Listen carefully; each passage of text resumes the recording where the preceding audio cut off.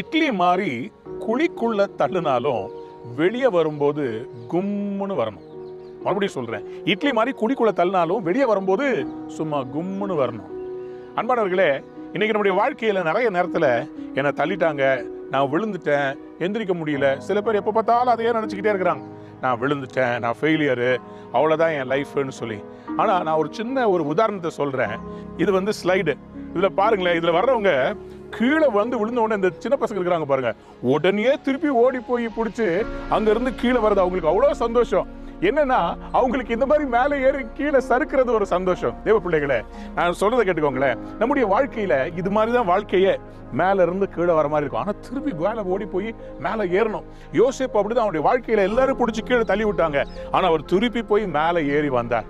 உங்க லைஃப்லயும் கூட இன்னைக்கு ஆண்டவர் சொல்றாரு, நான் உன்னை தூக்கி விட விரும்புறேன், நீ மறுபடியும் எழும்பணும், நீ சீக்கிரமா எழும்பணும்.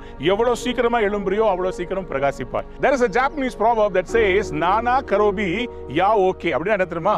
Fall down 7 times, get up 8 times. அப்படின்னா என்ன அர்த்தம்? நீ விழுகிற ஸ்பீடை விட எந்திரிக்கிற ஸ்பீடு ஃபாஸ்டா இருக்கணும். அன்பார்ந்த பிள்ளைகளே, இந்த வருஷம் நான் விழுந்துட்டேன் அவ்வளவுதான் சொல்லி உட்கார்ந்துட்டு இருக்காதீங்க. உங்க திருமண வாழ்க்கையோ அல்லது வேலையோ எதுல நீங்க இன்னைக்கு விழுந்திருக்கிறீங்களோ அதுல இருந்து மறுபடியும் எழும்பி ட்ரை பண்ணுங்க. புதிய ரிலேஷன்ஷிப்பை பில்ட் பண்ணுங்க. புதிய ஒரு ஆரம்பத்தை உங்களுடைய பிசினஸ்ல வேலையில ஆரம்பிங்க. இந்த வருஷம் நீங்க ஜெயிக்கணும். விழுந்ததுல நீங்க ஏதோ ஒரு பாடத்தை கத்துக்கிட்டீங்க, இப்போ அதை விட பெஸ்டா பண்ணுங்க. தாமஸ் ஆல்வா எடிசன் இந்த பல்பு கண்டுபிடிச்சார்ல, அவர் சொன்னாரு, 1000 தடவை ஃபெயில் பண்ணேன், 1000 தடவையும் எனக்கு இந்த பல்பை பெஸ்டா எப்படி உருவாக்குறதுன்னு சொல்லி கொடுத்தது. அது எல்லாமே எனக்கு ஒரு பாடமா மாறிவிட்டது.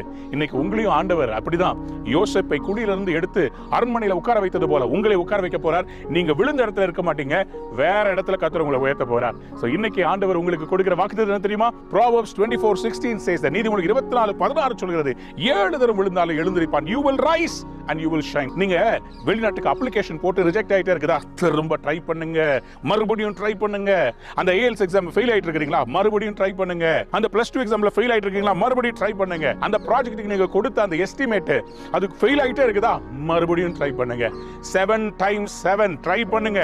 மறுபடியும் கர்த்தர் உங்களை எழுப்புவார். உங்களுக்கான அவர் டெசிக்னேட்டட் டைம் வருகிறது. குழியில விழுந்தாலும் வெளியே வரும்போது சும்மா இட்லி மாதிரி ஜம்முன்னு வாங்க. God bless you. Have a wonderful day.